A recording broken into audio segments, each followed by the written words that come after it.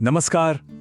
अच्छा, कभी ऐसा होता है कि पेट में भारीपन लगे, गैस हो या बस कुछ ठीक ना लगे। ये आजकल की ना एक बहुत ही आम सी बात हो गई है। लेकिन इसका जो हल है वो आयुर्वेद के पुराने खजाने में छिपा है। तो चलिए आज इसी पर बात करते हैं कि कैसे अपने पाचन को पटरी पर लाया जाए। तो सबसे बड़ा सवाल यही है कि पेट को साफ रखा कैसे जाए। हमारी आज की जो भागदौड़ वाली जिंदगी है ना, उसमें ये एक बहुत बड़ी चुनौती बन गया है। पर अच्छी बात यह है कि इसका जवाब हमारी रोज की आदतों में ही छिपा हुआ है। कब्ज, गैस, एसिडिटी ये शब्द इतने आम हो गए हैं कि हम इन्हें नॉर्मल मानने लगे हैं। अगर किसी को भी ऐसा महसूस होता है तो वो अकेला नहीं है, यकीन मानिए।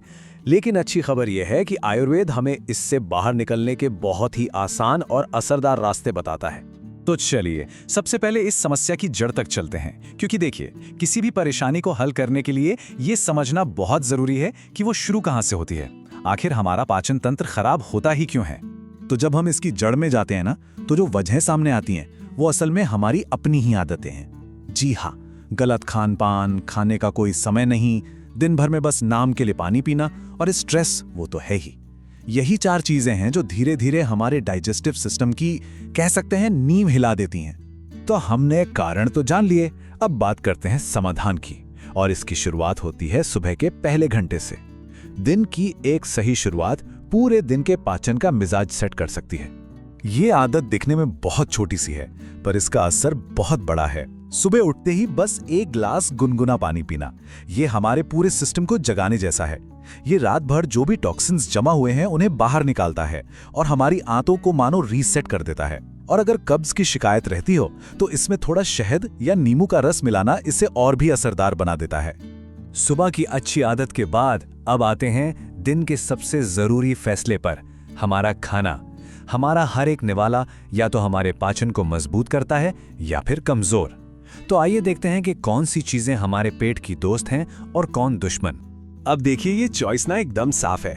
एक तरफ है टीम अच्छा खाना, हरी सब्जियां, फल, दलिया, छाछ जो हमारे पेट के लिए एकदम हल्के फुल्के दोस्त जैसे हैं। और दूसरी तरफ तला हुआ मसालेदार जंक फूड और हाँ, ठंडा पानी। ये हमारे पाचन की आग को या तो एकदम बुझा देते हैं या फिर इतना भड़का देते हैं कि एसिडिटी होने लगती है। ये सिर्फ कैलोरी का खेल नहीं है, असली बात यह है कि हमारा शरीर किस चीज को आराम से पचा सकता है। खाना तो एक बहुत बड़ा हिस्सा है, लेकिन हमारी दिनचर्या, हमारा लाइफस्टाइल भी उतना ही जरूरी है। कुछ बहुत ही छोटे छोटे बदलाव हैं जो हमारे पाचन पर एक बड़ा पॉजिटिव असर डाल सकते हैं। चलिए देखते हैं ये कौन सी आदतें हैं। ये कुछ बहुत पुराने और आजमाए हुए आयुर्वेदिक नुस्खे हैं, जैसे रात में सोने से पहले त्रिफला चूर्ण लेना। ये आंतों की बहुत धीरे धीरे सफाई करता है। खाने के बाद थोड़ी सी सॉफ्ट चबाना, ये सिर्फ माउथ फ्रेशनर नहीं है, ये असल में पाचन में मदद करता है।